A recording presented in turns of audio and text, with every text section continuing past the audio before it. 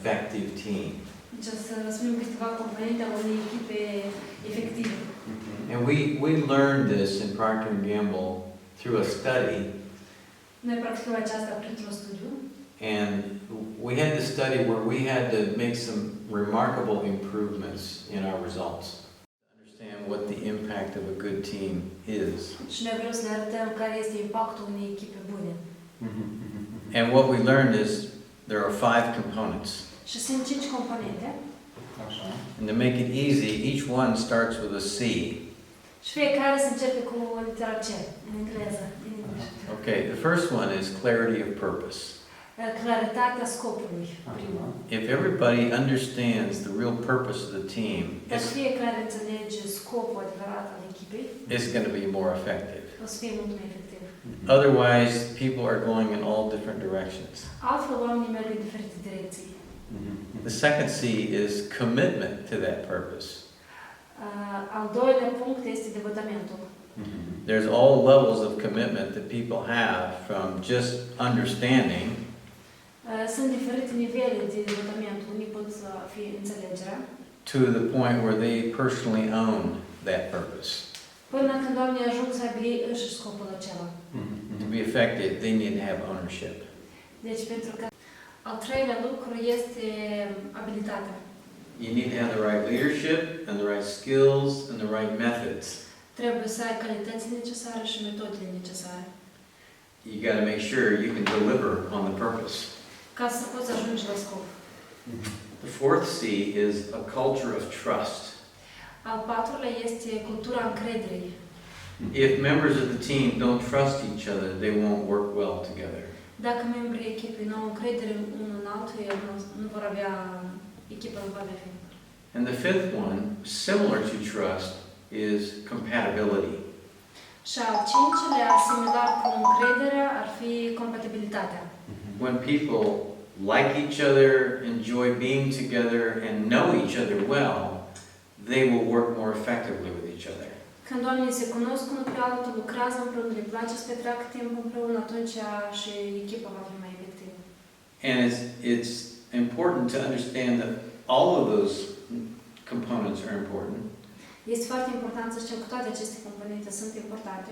And if you find a team that's not effective, probably one or more of those is either missing or it's weak. Și probabil dacă echipa nu este efectivă, atunci unul din componente lipsește sau este mai slab decât celelalte. And if you can determine which ones are weak, that's where you put your focus on making improvement. Și când ai identificat care component este slab, atunci te focusezi pe acel punct și faci să-l crești. Okay. Echipul care ați condus. What was the biggest team which you led?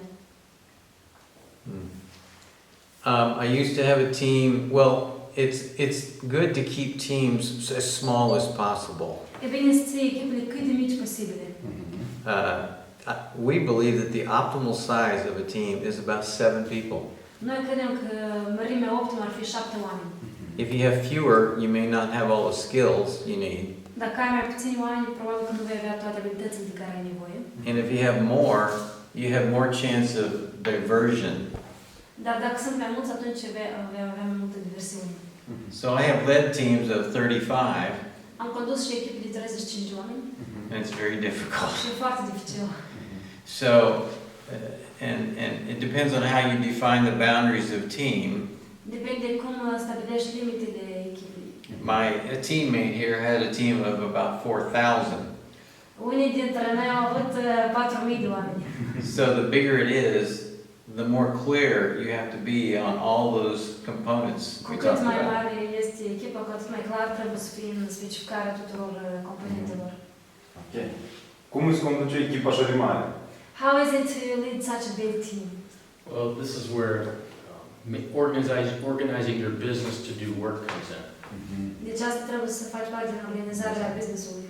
There may be 4,000 people in an organization, but they would be broken down into smaller teams at different levels. Deci, chiar dacă sunt 4.000 de oameni într-o organizație, ei pot fi împărțiți în diferite echipe la mai mici nivele. Da. Cât 7? 35? 7 in a team, 35, yeah. I'm used to 7 to 12 on a team. De la 7 la 12. Da. So if you divide, say, 10 into 4,000, you get an idea how many teams might be in a group that large. Deci dacă... Then it comes down to proper organizational structure. Și apoi se face structura organizației. Ok. Ce să facem când apare un conflict în echipă? What can we do when a conflict appears in a team? When I talked about having trust and compatibility, Când am vorbit despre încredere și compatibilitate, that's a lot of work. asta e mult lucru. You think about a marriage, Te gândești la o căsnicie. there's always conflict in marriage. Întotdeauna sunt conflicte în căsnicie. But your ability to resolve conflict is based on a common goal Dar abilitatea de a trece peste conflict e că să ai un scop comun and a commitment to that goal. și devotament la acel scop. So a marriage is a team, Și căsnicie este la fel o echipă. and the commitment you're making, hopefully, is for life. Și devotamentul pe care tu îl faci este pentru viață.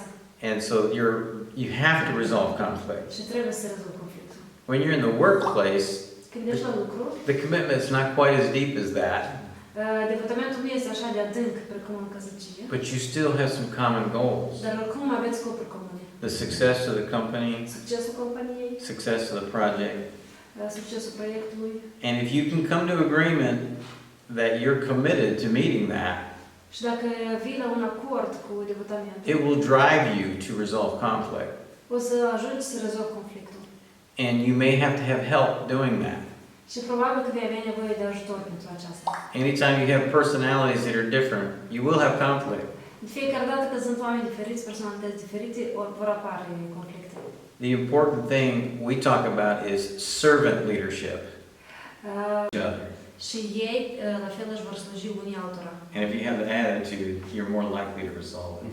Și dacă ai o atitudine corectă, atunci vei reuși să rezolvi conflictele. There's also an expectation, I think, that teams need to have around conflict. It's not just the boss. A person is very problematic and we want to fire that person. Care se etapele? What are the steps? Cât de frumos putem să facem? How can we do that? Steps to fire someone? Dar sunt steps sau pur și simplu? Or you just say, go.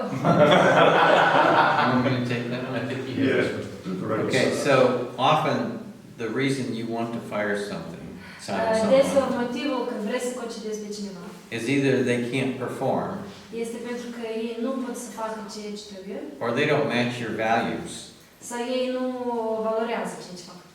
And in both cases, you spend time coaching that person În ambele cazuri, tu petreci timp antrenând aceste persoane. to make sure they understand both what performance is needed Să fii sigur de ce calități sunt necesare and what values are expected. și ce valori sunt așteptate. So then you give them time. Apoi le dai timp. Once they understand the expectation, Când ei au înțeles așteptările, you coach them for a time îi antrenezi pentru timp and you make that a limited time. și pentru un timp limitat. Call it, this is strike one time. Strike 1, 2, and 3 like baseball. Ok. Deci asta ar fi lovitura 1. So let's say a few months to improve. Deci îi dai vreo câteva luni să se îmbunătățească. If after that period you go to strike 2, După această perioadă îi dai lovitura 2. you say you have a little more time, Spui că ai mai puțin timp acum. but if you do not improve from this point, by the next time we discuss this, we will have to let you go. Și spui că dacă până data viitoare când noi discutăm nu te îmbunătățești, noi va trebui să te concediem. It's very often they quit Deseori ei renunță and you don't have to fire them și nu trebuie să le concedezi. because you've made it very clear what's needed and they can determine whether they can do that or not.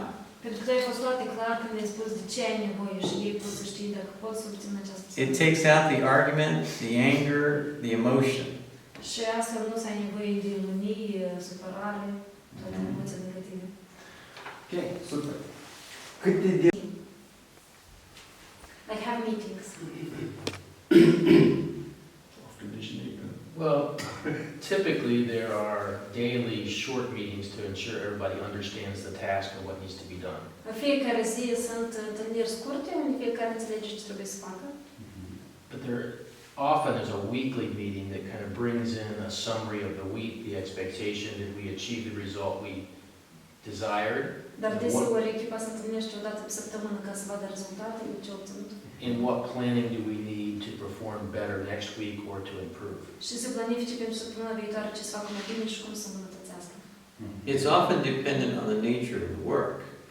Deseori depinde de natura lucrurilor. If you're getting daily results like a production line, Dacă ai nevoie de rezultate zilnice, you have a daily meeting. ai întâlniri zilnice. If you're on a major project, an engineering project, Dar dacă ești în proiecte mai mari, it might be weekly întâlnirile ar fi pe săptămână. because things don't change daily. Pentru că lucrurile nu se schimbă de la o zi la alta. So it's the frequency that change occurs. Depinde de volumul lucrului și deci de la o zi la o zi.